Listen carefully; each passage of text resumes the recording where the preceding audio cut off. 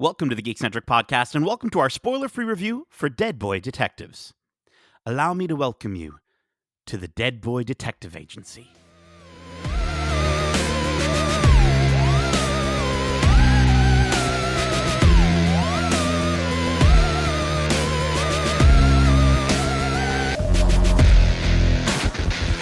Welcome to the Geekcentric podcast. My name is Nate, and this is our spoiler-free review for Dead Boy Detectives.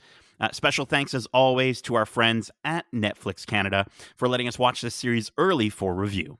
If you're joining us for the first time, we are Geekcentric, a podcast focused on the world of movies, TV shows, video games, and all things geek-centric. Joining me for this spirited review, he's a dematerialized demon who's always down for some dastardly deeds. He's Darcy, the happy haunting Hudson. Hello. How's it going? How are you? How's the haunting going? It's going all right. I'm on the road for work right now, so I'm haunting some new areas and everything like that. But I'm good. I can imagine you haunting. It's like it just smells like a lot of weed. What's going on? What does that smell right now? It just creeps in. Pretty much. Yeah, the smell will roll in before I do usually. Oh man. Well, I mean, kind of on that topic, and I mean, you're traveling. Hopefully, you're not in like a haunted hotel or anything. But before we dive into this review, I want to know, obviously you're a huge fan of another, ghostly tale from Disney, the Haunted Mansion. But I don't think we've ever talked about this before. Do you believe in ghosts? Do you think ghosts are among us? I mean, I'm open to the idea of ghosts being among us. That's for sure, because they're in the ways that they're depicted as being friendly. I'm all for it, but there's also a lot of ways that they're depicted as being not so friendly. Yeah. So I'm again, if they're happy, the Casper or even the ghost from the Haunted Mansion, sure, sign me up for that. Yeah. But that's about where I draw the line, I think. Yeah, I mean, I think it's funny because, we just had a new Ghostbusters movie, and we talked about the Haunted Mansion, and there was a movie for that one, and I think like you, I'm open to the idea that they exist, but I feel like we might be more obsessed with them than they are of us. Like I feel like the word misunderstanding probably adheres to like every encounter with ghosts that's ever happened, where people are like humans, living people are like, oh man, it must mean this painting fell over. It must mean this. And meanwhile, it's just like they just knocked it over by mistake. I don't know. Yeah, I just bumped into it when I was walking down the hall. I think you do that sometimes. Yeah, I just imagine like ghosts just being like, why are you so obsessed with me? Like, just. But listen, before death comes for us, let's get into the synopsis for this series. Do you have a pesky ghost haunting you? Has a demon stolen your core memories? You may want to ring the Dead Boy Detectives. Meet Edwin Payne and Charles Rowland, the brains and the brawn behind the Dead Boy Detective Agency. Teenagers born decades apart who find each other only in death. Edwin and Charles are best friends and ghosts who solve mysteries. They will do anything to stick together, including escaping evil witches, hell, and even death herself. With the help of a clairvoyant named Crystal and her friend Nico, they are able to crack some of the mortal realm's most mystifying paranormal cases.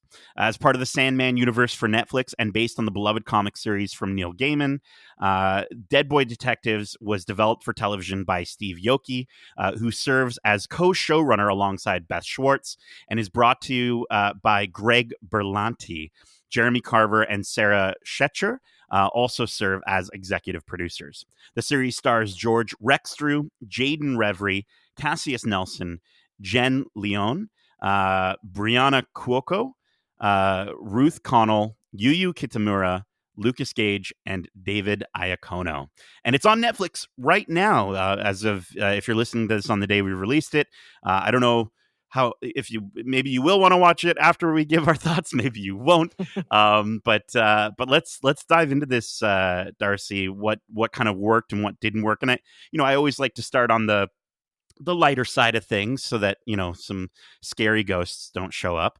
So I want to start by talking about this cast. I think that's the best thing about this series. I think definitely like the characters and the locations, I think, is where series Yeah. shines. Not only do they do a great job of really embodying these characters, just but the places you're taken to and the landscapes and locales you get to go on look so good and feel so realistic. And they feel like lived in, which is something we always like to talk about. When something feels lived in, it feels good. But these characters, again, are probably the standout thing from this series. Yeah, I think the characters and especially their performances. I don't know if the characters would have grown on me as much if it wasn't for these Yes, performances. I want to call out Jaden Reverie, who plays Charles. I thought he was Brills, which is a thing he says a lot in the show, but with a British accent. And I think I think for me he gives the most well rounded of the performances. I think he's a comedic relief a lot of the times, but his character is also grounded in a lot of pain, and we get to see that in his performance. And I think hmm playing a character that's both kind of meant to be in the forefront, in front of in everyone's face, but at the same time hiding is not an easy thing to portray. But I thought he nailed it. Yeah, 100%. He does a great job again, like you said, providing that comedic bite when he needs to, but the fact that we get almost a look behind as to why he's doing Hmm. that and the performance he gives during those moments where he goes to a darker place is just fantastic. And the fact that he does, again, it's almost like a flip of the switch almost, where what like you'll go from a scene where he's making a joke, and then all of a sudden you understand why the jokes are coming and why he's so heavy-handed with them sometimes. It's really good job. I loved it. Yeah, I think this cast is great. Like I like when it feels like we're almost kind of like discovering all these new wonderful actors Mhm. because a lot of these folks, as far as I'm aware, I haven't really seen in too many projects. Another standout performance for me and character, I think she was my favorite character, is Yu Kitamura as Nico. 100%. Is just so charming, so delightful. I enjoyed her arc in the show quite a bit. I think she gave me vibes of almost like if you combine Mantis and Drax from the Guardians of the Galaxy, like together as one sort of character. Yeah, Yeah, she was my I favorite. love that. I love that comparison. The empath who doesn't understand literal humor type thing, and Yes. she's great. She plays that eccentric oddball so well, and is almost instantly you're drawn to her. And then as you get to peel back those layers to this character, there's just more and more to like Yeah. about her, and that just she does a great job of bringing her to life. So yeah, again, one of my favorite characters as well. She kind of steals. I think she kind of steals the scenes that she's in. To be honest with you, hmm hmm but we've also got Cassius Nelson, who plays Crystal in the show. Also very dynamic in her performance. I think, in my mind, she's kind of the vessel for the audience to learn more, and hmm I think she did a great job with that as well. Yeah, again, the fact that they gave her more than just being your standard vessel, where there is, you do want to, root for the character by the end of it, and you learn more of her story. Sure, yeah. So, and again, that's another testament to how much Cassius brings to the role, and it's really, really good performance. And then I got to talk about Edwin. George Rextrew plays Edwin, who, according to IMDb, again, really, I think this is like his first role for Edwin, and I thought he was great. Kind of this contrast to Charles. Charles is like this like punk rock, hit him with a cricket bat kind of guy, and then Edwin is the brains. He's the intellectual, prim and proper. From 1916. Yes, So like yeah, he definitely brings that old-timey vibe to the character really yeah. well. You feel like he's a teenager from, again, the early 1900s. It really comes across. And I think it's great, given that gap in time, they've got kind of a really fun sort of running gag where either Charles or Crystal, like, they have to fill him in because he's just not aware. Doesn't know what they're talking about. Yeah, Yeah, which yeah. is funny because again his character is kind of like the I know everything kind of character. So to see a character who is kind of in the realm of a Sherlock Holmes, to see a character like him not knowing something and having to like kind of like learn about it it was fun. It was fun to see. hmm Um, and I think that's kind of I think there are some other good people in this cast. Was there anyone else that you wanted to shout out before we keep going here? Or? I mean, not really. Again, these core four are really the ones who stand out. I mean, Brianna Cuoco does a great job with Jenny the Butcher, Hmm. but you don't really spend enough time with her to get that attachment that you do with, again, Yeah. these 4 that are in every episode. So, yeah, and again, the whole cast is great, but they aren't given the time they deserve because a lot of time is spent developing the 4 that we've Yeah. already talked Yeah. about. Yeah. And I think I did want to call out the visuals. So you had mentioned, these locations and these places that feel lived in. The show shot in Canada, specifically Langley, British Columbia, which is funny because technically it takes place in Port Townsend, which is in Washington.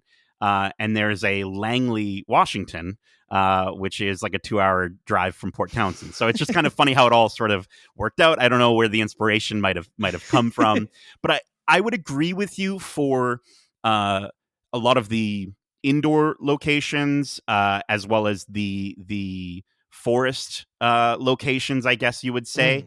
Mm. Um, Those are what I'm thinking of when I'm talking about locations, I guess, yeah, so there is a heavy use of green screen in certain instances, and I think there's as far as the visuals in general, I think the rule of thumb is, if speaking of Neil Gaiman's other work on with Netflix with The Sandman, if the visuals in The Sandman didn't bother you, then you'll be fine in this series.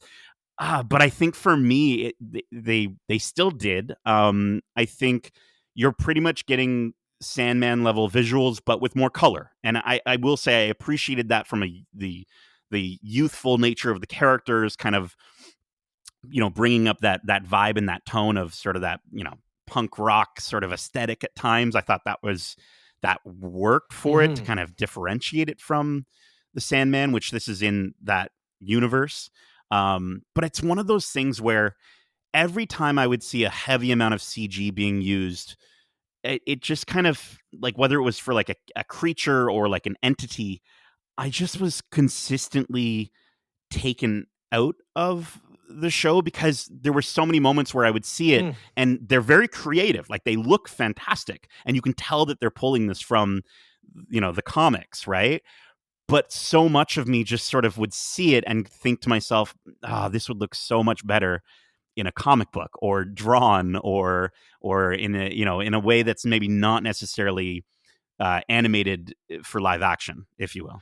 Yeah, I totally get that, but again, you're talking to a longtime fan of Doctor Who, which is notorious for having some of the shoddiest CG out there. For sure. And to me, if as long as the story's good, Mhm. I'm willing to look past the CG. But I think to me, that's where this series kind of lost me. Was you were talking about the boyish, kind of charm that they were getting and giving from the color.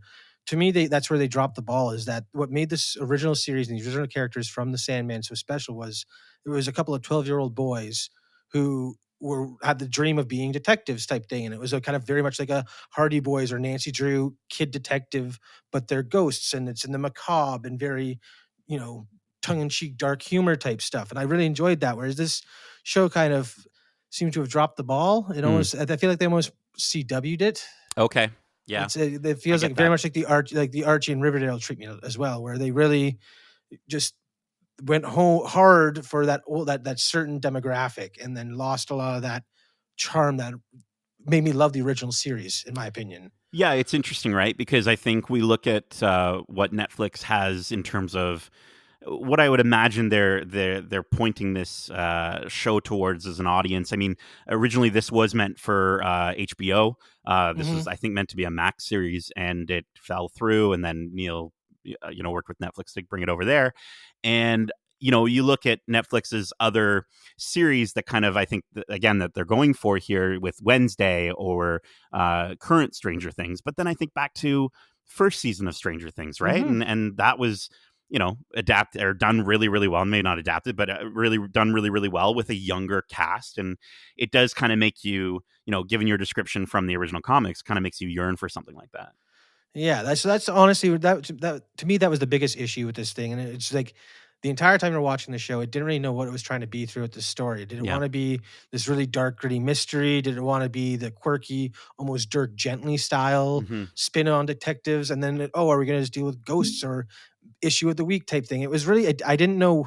It was hard to find its footing. So it took a while for me to really grow on these characters, and it was really the characters that kept me watching, not so much the story. Yeah, and I think that's kind of, I would say that's my biggest issue with it as well, is that this is set in the world of the Sandman, but short of a couple cameos, it doesn't really spend too much time even kind of trying to focus on that, which again is fine if you give a story that can work really well on its own. Hmm. And I think it's trying to do a lot, right? It's trying to be, like you said, it's a procedural drama, but then it's also a mystery of the week. And there's these little uh, tidbits that they sort of put in that is just all part of this convoluted, I guess subplot. Again, it's tough to sort of know what is the main plot and what is the Hmm. subplot with the way that this show presents itself. And I think, yeah, I want to explore the inner workings of these characters, but I just think I think this is a really good example of how difficult it can be to translate from one storytelling medium to another, right? Yes. Yeah. Where maybe they only had one, they thought, oh, we only have one season and we really don't know if we're going to get another one. Maybe the complications with going to HBO and then to Netflix, maybe during that happened during production, I don't know. And so I think with a lot of these shows, you never know if you're going to get a second season. And so maybe there was kind of an urge there to sort of say, well, we really need to tell the entirety of these characters' backstories in this show, and I really Mm. think that got in the way. It does. If you they kind of slap you in the face with it when you do get those backstory exposition dumps. It's not earned. They're just like, Yeah. and now you're gonna get this little side story for a bit and be thrown off because you were really getting into the mystery, and then we're just gonna take you right out of that for a second to go something that wasn't like necessary. They didn't need to be explicit, at least at this point in the storytelling Yeah. stage. So yeah, it was. Again, it didn't know what it was trying to be. I feel like that's what its biggest issue is when it comes to story. Didn't know how to handle what first. And I think that you brought up the expositional dialogue. It's there's a lot of it, and it was the first Mhm. thing that I noticed when we got into this show. And again, in a first episode, I'm like, okay, I'll give it a pass because they got to set stuff up, and I get it. But it Mhm. kind of doesn't stop. And we've gotten some really great translations from one medium to another. I think even from Netflix, like I think and I know it's animated, but Scott Pilgrim Takes Off, or if we go out of the animated route from animated to live action, I know you really enjoyed One Piece One Piece was with fantastic. Yeah. Netflix, Oh, right? yeah. And so it's like Umbrella watching Academy is great too. Umbrella They're gently Academy. like there were so Yeah, many good adaptations that they've done from one medium to another, and yeah, it's just this yeah. one Well, falls a bit short. and it's funny because like I could see all the pieces, like I could see all the good Mhm. things, Mhm. and it's just how it was sort of put together that it didn't quite work. I think it's we brought up the mystery of the week element as well, and to me at first when they started doing that, I was like, I don't know how I feel about this. And then as soon as I started feeling like actually I'm kind of liking the mystery of the week thing, it kind of Yeah. felt like it took a back seat and they Mhm. sort of take it away from you. And to me it's like I think back to a show like Supernatural, where that is very much sort of the thing.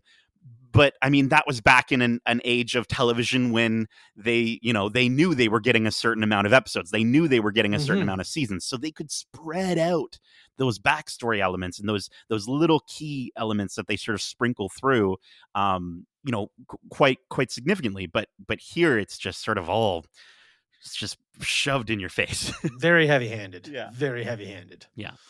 Yeah. And I think that's the other thing too, is the I want to say subplot again. The basically what I'm trying to say is they trickle in pieces throughout the show where you're sort of thinking to yourself like, is this going to have a payoff?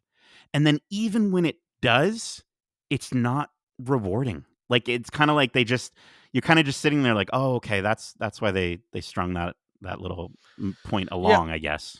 Yeah, Yeah. they were just trying to explain like a final little like to kind of tie off all their loose ends before they even get to the end. It felt like that's what they were doing by just Yeah. I don't know. It's yeah, the writing on this show just falls short in a lot of ways because, like you said, you see so much good. You can see the potential that there was there in this story and in the world, but just the way that it was dealt with and the pace that they fly along with at times, you're just like, I feel like you're missing the point right now. Yeah.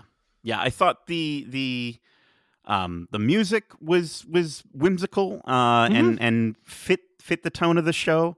But yeah, it is tough to, again, like you said, to like, there were just so many moments where I was like, well, I want to know what the characters are up to, and I want to know, how do the characters play out, but I'm just not. It shouldn't take me enough effort to want to click back into the next episode. Yeah, it shouldn't be like I guess so. You should want to do that, and unfortunately, the characters are like the only thing that you might want to keep going back for. Yeah, yeah.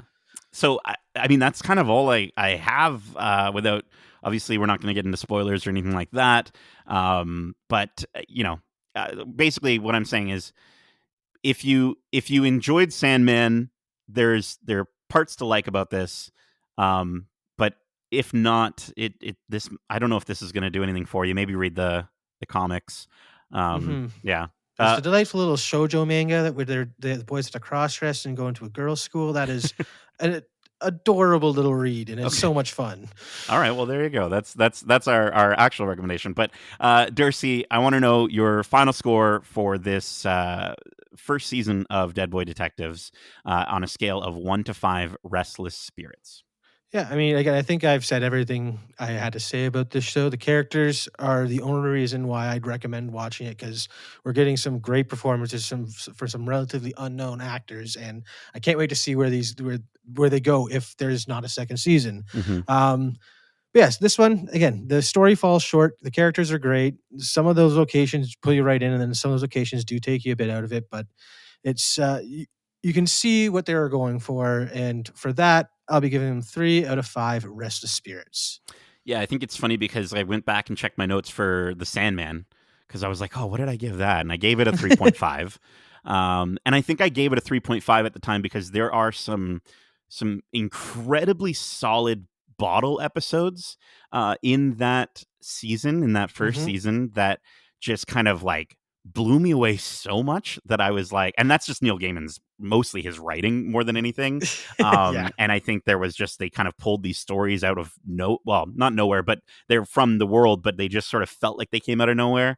And so, I think that those episodes dealt more with the world of Sandman more than the main plot. And I think that's where this show could have benefited as well. I think the idea of solving, a new mystery each week, I think they could have stayed more with that throughout the season. But again, maybe they weren't sure if they were going to get another season, so they just had to put all that backstory in there. And again, I think in a book series that you can take as much time as you want, Hmm. right? Hmm. But not so much on TV. So I think there's just something that was lost in translation there. And again, the cast is great, the music's good, the ideas presented are solid. I wish they could have taken more time with it. And I hope that if we do get a season 2, that maybe they are able to, kind of move beyond the traumatic things that we have to kind of explore, or that we explore in this season. Not that we have to, but that we're kind of forced to. Forced to, along with again what was the main plot. Right. Again, they split the show too much. Yeah, yeah. So I want to, again, because of these characters, and especially a character like Nico. Like, I'd love to see more going forward of these characters. So I'm going to give Dead Boy Detectives a 3 out of 5 restless spirits. But yeah, here's hoping Neil and Netflix will go for it. But again, it's tough to say with Netflix, and I never Hmm. know whether we're gonna actually see a season 2 of these things or not. But yeah, that is it for this review of Dead Boy Detectives season 1. We hope you enjoyed it, and if you did, make sure to subscribe to us wherever you like to listen to podcasts, if you haven't already. And if you want to write into the show with your thoughts on this series or any of the shows or movies we cover, well, you don't need a Ouija board. Instead, Darcy, can you let our still living listeners know how they can reach us beyond the grave? For sure. They can reach us at wearegeekcentric@gmail.com. That's wearegeekcentric@gmail.com. Or if that's too much like waiting for us to die so you can reach us on the other side, you can get us on Twitter at Geekcentric YT or Instagram at We Are Geekcentric. Keep in mind, we have a ton of other great episodes covering the latest in movies and TV shows, including our recent spoiler-free reviews for Prime Video's Fallout, Alex Garland's Civil War, Monkey Man, Three Body Problem, X-Men 97, Invincible Season 2 Part 2, and Dune Part 2. We also have our ongoing watch club for the final season of Star Wars, The Bad Batch. Our latest episode covering episode 13 is out, so be sure to join our Discord using the link in our description. We'll have our episode 14 thoughts out pretty soon when you're listening to this. And if you want to chime in with your thoughts on this final season or anything else we've covered, again, join that Discord. Let us know what you're thinking. And we've got some great interviews out now, like our most recent interview with executive producer of the Apple original series Sugar, Simon Kinberg. Justin sat down and talked to him about this series that pays homage to classic film noir while also giving audiences something fresh. And as a self-proclaimed geek, Simon also talks a little bit about the X-Men, says what he kind of is thinking about for the X-Men and what he hopes to see. So go check out that interview and all of our interviews, both here on your podcast service of choice or over on YouTube at youtube.com/geekcentric. Again, subscribe, leave a review. It helps us so very much. We got a ton of things on the way that I'm very excited about, all this month, next month, the next month after that. There's a lot of stuff happening in the world of all things Geekcentric. So join us so that we can cover that for you. Darcy, thank you so much for joining me for this spooky spoilery free. I think I was inhabited by a ghost there that wanted us to talk about spoilers. But thank you so much. And as we say, love ya. Laters.